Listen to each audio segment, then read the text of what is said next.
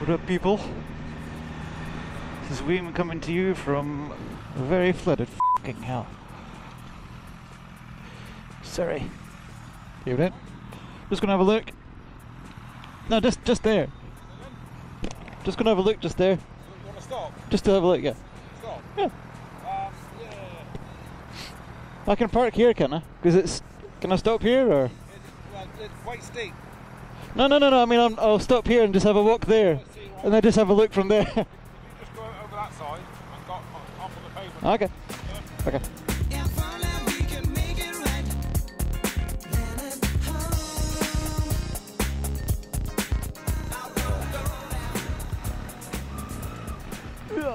I do. F***ing hell. So, these are the floods that we've got in England at the minute. The southwest. Holy shit. This should be a big, massive field. And it's turned into Runnymede Lake. And that's the hotel. The Runnymede Hotel. The spa. Look at it. The whole road is under. Holy shit. He's brave. So yeah, the Thames has burst its bank. The fire beam is in such a state. So I was riding about and all that yesterday. It's more than just having that flood water. The problem is that when all that water is run off the land onto the road, it leaves a lot of sediment. A lot of the topsoil. I'll take you up this nice little country road. That's Maranellos, by the way, which you'll have seen in the beginning of the Brotherhood of Bikers video. Not paying attention, I've got the sun in my eyes. And my clear visor on, so I'm struggling to see how we would. I saw quite an interesting thing on global warming, and it's basically to do with the polar ice cap and how that they're receding. And there's people saying it will mean that water levels rise, and this is not a water level rise, and this is just from heavy precipitation, and the river can't cope with it. But with the polar ice caps, what happens is they're melting. Unless it's a glacier on top of land, that water that you see floating in the ocean will level out anyway, because it's like when you get ice in a glass of whatever you drink. When it melts, the level of the liquid doesn't change, so the water level will stay the same. But I think the main difference will be the fact that it's fresh water rather than saline. Water.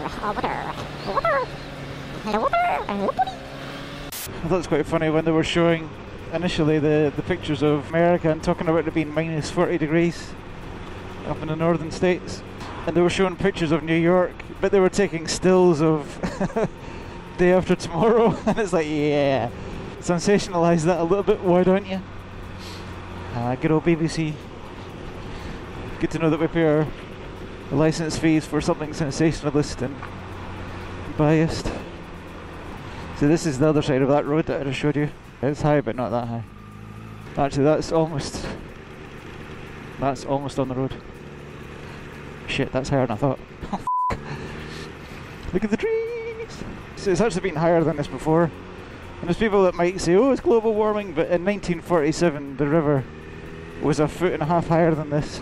And they've got a plaque with the line marking in 1947 the river rose to this level. And you can see that the water level is about 1.5 feet under. Look at that, oh shit. There's lots of marinas and stuff here. These people, these poor people that live on the ground floor. I was out yesterday all day for about 5 hours. Did a big ride around Box Hill and Portsmouth and went up to Loomies and a lot of the south. So I was riding through about 1 foot of water at one point. Got absolutely soaked.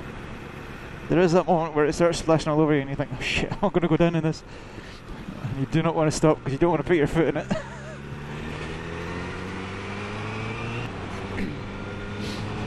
So instead of going south, where the bike got absolutely minging, I'm going to go northwest today towards Buckinghamshire, or Bucks, as it's often called.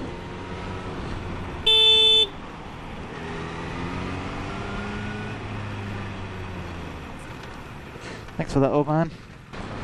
It's Windsor Castle over that hedge. We have Seen it before? These are the rape fields where all the little smoes like to come and visit. The local fauna and flora. The local fauna and whatever. Prince Charles's royal shit. Hopefully this audio is going to come out alright. I'm sure it will now. I've been having real problems with it.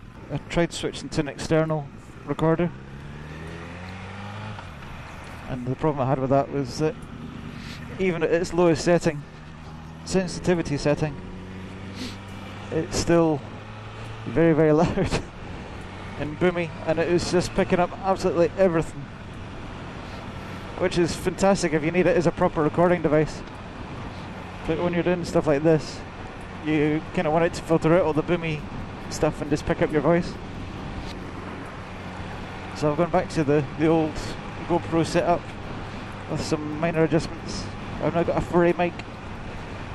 It looks like I've got a Furby in my helmet. So I'll give it a try just to see if it's any better than the foam. It's a bit like the Dead Cat Dot stuff, but it's from a company called Windcut. It's a Windcut windshield. So it looks like I've got a little dead black mouse nestled in my cheek pad. So we're just cresting around the anus of Windsor. I've no idea where I'm going. I'm riding blind. In as much as I have no scent nav. I know the area a wee bit. I'll be riding past Bray, which is the home of the Fat Duck, which, if you don't know, it's the restaurant that's run by Heston Blumenich. I like Heston Blumenich. He seems like a decent enough kind of lad, and he's got that kind of crazy let's give it a go attitude, which I like quite a lot.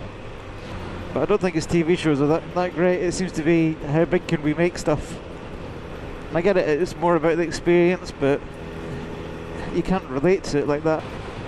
Twyford. That's where my toilet's from. Must be a bit of a shithole.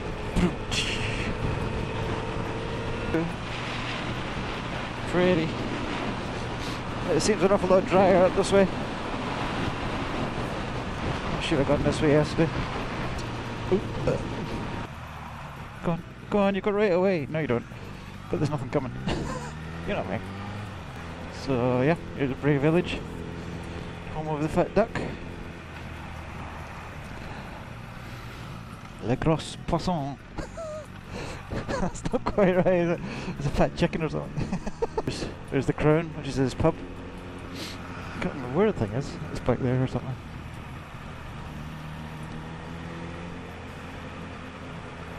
With the Hind's Head.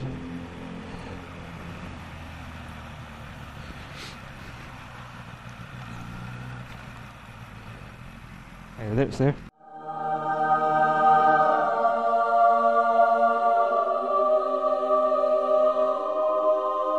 Oh yeah, who's your daddy? I think.